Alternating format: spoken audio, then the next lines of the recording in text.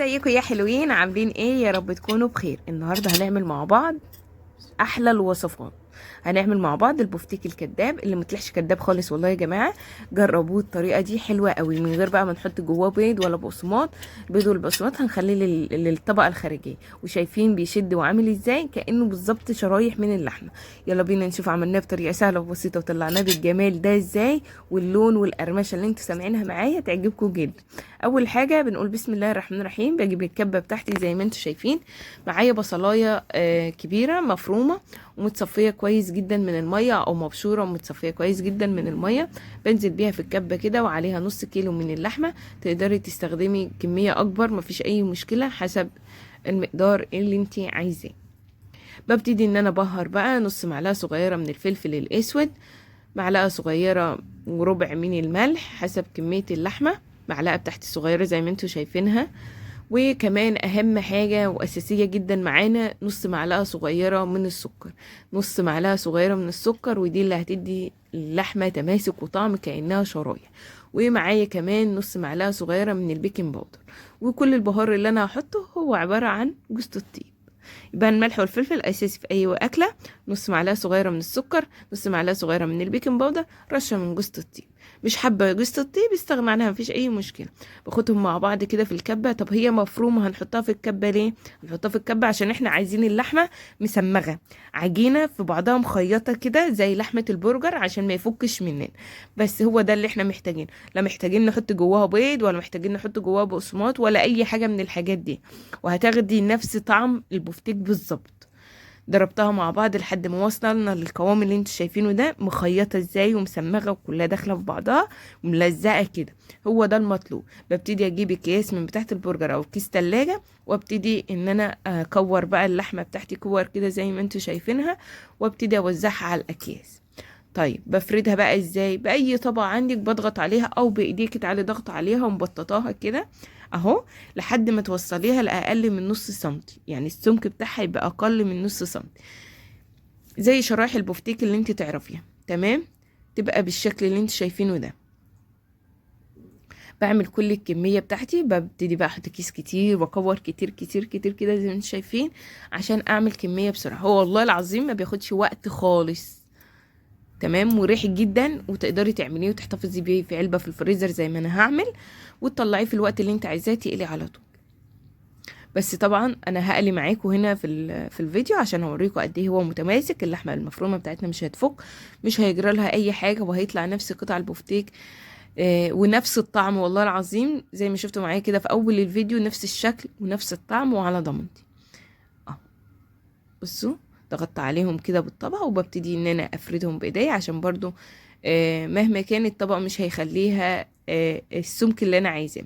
وبعدين ببططها عشوائي، يعني مش مهم تطلع مدورة، تطلع مربعة، تطلع بيضاوية، مش مهم الشكل يطلع ازاي، المهم تبقى السمك مش تخين.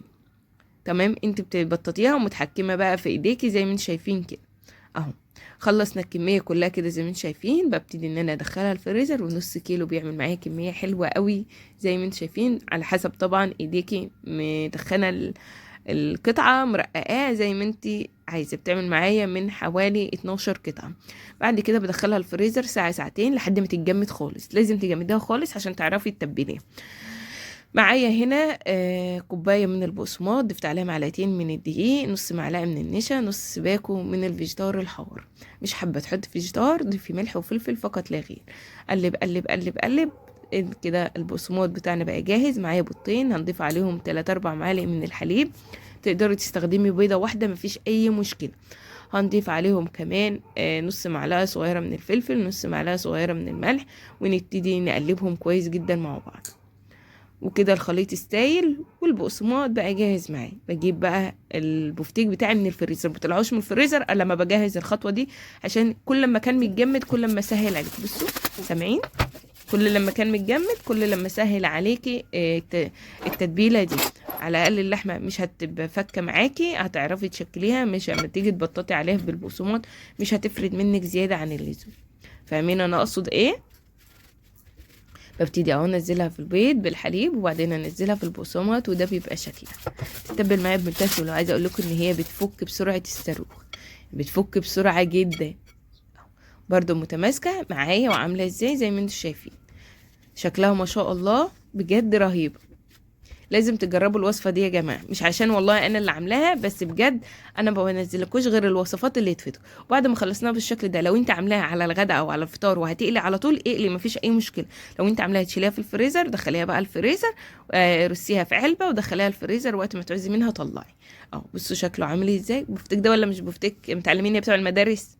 بفتيك والله بفتيك. وبعدين معايا زيت سخن على النار، ابتديت احط فيه كده زي ما انتم شايفين. ما تحاولوش تملوا الطاسه على اخرها، لو يعني بتاخد قطعتين 3 يبقى كفايه قوي، ما تزودوش عن كده. ما بياخدش مننا وقت خالص، يعني خلي النار بتاعتك متوسطه، بياخد 5 دقايق على كل جنب بيكون خلاص استوى، او اقل كمان من 5 دقايق. قلبته كده على الجنب التاني وسيبته بقى لما اتحمر، وهديت النار خالص عليه، خليت النار هاديه خالص. بصوا شكله عامل ازاي يا جمال. بصوا لا فك ولا مش عارفه ايه. بصوا جمال. هو ممكن يكون كش شويه من الدهون اللي كانت في اللحمه، لكن بصوا الشكل بقى. وزي ما انتوا شفتوا معايا كده جماله وحلاوته وطعمه. بصوا بفتيك ده ولا مش بفتيك بقى، كشكل كطعم كريحه ككل حاجه، ما يختلفش حاجه عن البفتيك الشرايح. طبعا البفتيك الشرايح بتمن وقدره، مش هنحرم ولادنا من حاجه. بنحاول بقدر الامكان ان احنا نبسطهم وناكلهم ونعرفهم كل في حاجه ان كان يا مكان فيه. بس يلا ربنا يهون علينا الدنيا. بصوا شكله بقى عامل ازاي، جميل جدا. انا بقى بحتفظ بيه في الفريزر كده زي ما انتم شايفين.